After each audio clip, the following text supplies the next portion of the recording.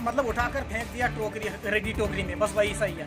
मतलब एक कान से सुनो, दूसरे कान से छोड़ दो, बस वही जवाब है, बिल्कुल और कुछ नहीं है। हेल्पलाइन से हमें मतलब पूरी दिक्कत आ रही है। यहाँ के संबल के हमें प्रशासन से कोई दिक्कत नहीं आई, क्योंकि यहाँ हम गए थे एसडीएम के पास, उनने सीधे कहा कि भाई ऐसा कर लेना, अपने बाबू को यहाँ भेज देना, लेकिन डिस्टेंस रखा करो, यहाँ लॉकडाउन में घुमा मत करो। उनने तो सही कहा, लेकिन जो कश्मीर की क्या नाम है उसका, कश्मीर के जितने भी अफसर हैं उनसे हमें बहुत परेशानी है कि वो सुनते नहीं है, क्योंकि सुनना तो उनको चाहिए था। कौन सुनेगा, किसको सुनाए इन मजदूरों की परेशानी।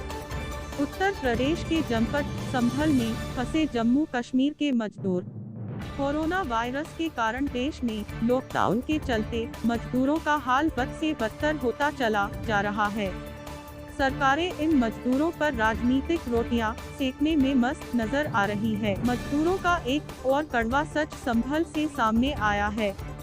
जम्मू कश्मीर के मजदूर हर साल की तरह इस साल भी आलू के कोल्ड स्टोर में मजदूरी करने जम्मू कश्मीर से आए थे, जो कि कोरोना वायरस के कारण बिना रणनीति तैयार किए ही देश को लॉकडाउन के हवाले कर दिया, जो जहां था वहीं फंस गया और भूखे प्यासे रहने पर मजबूर हो गए मजदूर। न तो देश की सरकार ने इन मजदूरों की तरफ देखा और न ही इनकी प्रदेश सरकार ने इनको याद किया। सब सरकारें बड़ी बड़ी बातें ही करती हैं, जैसे सरकार का कहना है प्रदेश में किसी को भूखा नहीं सोने देंगे, जैसे हम अपने प्रदेश के दूसरे प्रदेशों में फंसे अपने मजदूरों को बुलाएंगे। मगर जमीनी हकीकत तो आज आप देख ही रहे हैं कि जो सरकारें कह रही है वो हो रहा है क्या, कि सरकारें कितना अपने प्रदेश के मजदूरों को समझ पा रही है और कितना देश की सरकार मजदूरों के घर भेज पा रही है।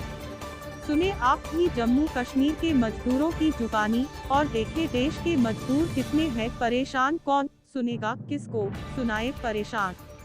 संभल से मुबारक अली की रिपोर्ट। क्या नाम है? सर निसार अहमद। क्या काम करते हैं? सर ये लोडिंग करते हैं सर इधर। संभल में कैसे पहुँचे? संभल में पहुँचे सर, हम कश्मीर से आए सर इधर लोडिंग करने के लिए। सर हम तो 21 फरवरी को आए थे, 20 फरवरी को तो लोडिंग शुरू किया। 10-20 दिन हमने लोडिंग कर दिया। उसके बाद में सर लॉकडाउन हो गया अचानक, तो उसके बाद हम बंद हो गया। आज हमारा 1.5 महीना हो गया कि बिल्कुल बैठ के सर। खाने पीने की हमारी कोई दिक्कत नहीं है यहाँ पे, लेकिन हम चाहते हैं घर जाना चाहते हैं सर। हमारा बाल बच्चे परेशान है, बीवी परेशान है, माँ बाप। भैया आपका? जी सर, मेरा नाम जावेद अहमद है। आप कहाँ के रहने वाले हैं? मैं जम्मू कश्मीर डिस्ट्रिक्ट कुलगाम का हूँ, थाना DH-4 पुलिस स्टेशन। आप ये संभल में जो आए हैं, ये किस लिए आए हैं और कब आए थे? जी सर, हम संभल में हर साल आते हैं। जैसे कि कोल्ड स्टोर का काम शुरू हो जाता है दुलान का, तो हम हर साल आते हैं। तो अब के भी आ गए। हम तो आए थे, मान लो कुछ आए थे 20 फरवरी को, कुछ 22 को, कुछ 21 को, ऐसे ही कुछ मतलब कुछ डिस्टेंस रख के थोड़े से 2-3 दिन आगे पीछे आ गए थे हम। तो काम किया था हमने 20 मार्च तक का, मान लो काम होता है यहाँ। फिर उसके बाद लॉकडाउन की वजह से हम तब से तो हम यही पड़े हैं।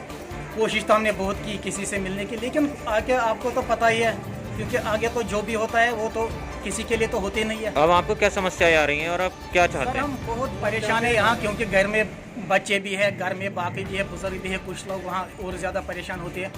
तो हमें घर जाना चाहिए था। हम तो घर जाने के लिए कोशिश कर रहे थे बहुत जगहों पर, क्योंकि हमें मजबूरी घर जाने की है। बाकी तो हमें खाने पीने की कोई दिक्कत तो है ही नहीं। आपने जम्मू जाने के लिए यहाँ संभल के किन किन आला अधिकारियों से बात की है? जी सर, संभल के मान लो तो मुझे तो लगता ही नहीं कि संभल में हमने ऐसे कोई बात की, लेकिन हम गए थे पुलिस स्टेशन पर। उनसे हमने कहा था कि हमें अगर ज़्यादा नहीं तो 2-2 आदमी को हमें भेज दो, क्योंकि वहाँ पुलिस स्टेशन पे उनने कहा ऐसा तो हो नहीं सकता, एक भी नहीं हो सकता है, दो की बात तो छोड़िए। और जो हेल्पलाइन नंबर जारी किए गए थे जम्मू से, आपने उन नंबरों पर संपर्क किया? आपको क्या कुछ नहीं? सर बिल्कुल, जो जम्मू कश्मीर के हेल्पलाइन जारी किए गए थे, 2 बार जारी किए गए थे, और दोनों बार हमें कोई मुस्बत जवाब मिला ही नहीं है। बस यही कहते हैं कल कर लेना फ़ोन, परसों कर लेना फ़ोन, और फिर ये कहते हैं कि अगर कुछ प्रॉब्लम है खाने पीने की तो वो हम कर सकते हैं, और हम कुछ नहीं कर सकते सीधे। आपने जम्मू जाने के लिए जम्मू सरकार से कांटेक्ट करने की कोशिश की? जी सर, मतलब जो भी ऑफिसर है, अब तो वहाँ ऑफिसर ही हैं, ऑफिसरों से सबसे हमने कोशिश की थी कांटेक्ट करने की। बल्कि कुछ लोगों ने तो MLAs, जो एक्स MLAs है, MP है, कुछ लोगों ने उनसे भी कांटेक्ट करने की कोशिश की थी। क्या कहा गया? लेकिन उनसे भी यही कहा गया था कि भाई छुड़ा देंगे जब यहाँ से कुछ होगा तो और हम आपको ला देंगे। हेल्पलाइन नंबर से क्या जवाब आया? जी सर, हेल्पलाइन नंबर से मतलब कोई मुस्बत जवाब ही नहीं आया। जैसे कि मतलब उठाकर फेंक दिया टोकरी, रेडी टोकरी में, बस वही सही है। मतलब एक कान से सुनो, दूसरे कान से छोड़ दो, ठीक। बस वही जवाब है, बिल्कुल और कुछ नहीं है। हेल्पलाइन से हमें मतलब पूरी दिक्कत आ गई।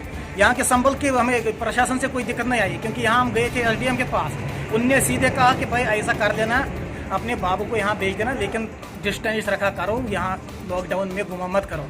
उनने तो सही कहा, लेकिन जो कश्मीर की क्या नाम है उसका, कश्मीर के जितने भी अफसर थे, उनसे हमें बहुत परेशानी है, क्योंकि वो सुनते नहीं है, क्योंकि सुनना तो उनको चाहिए था।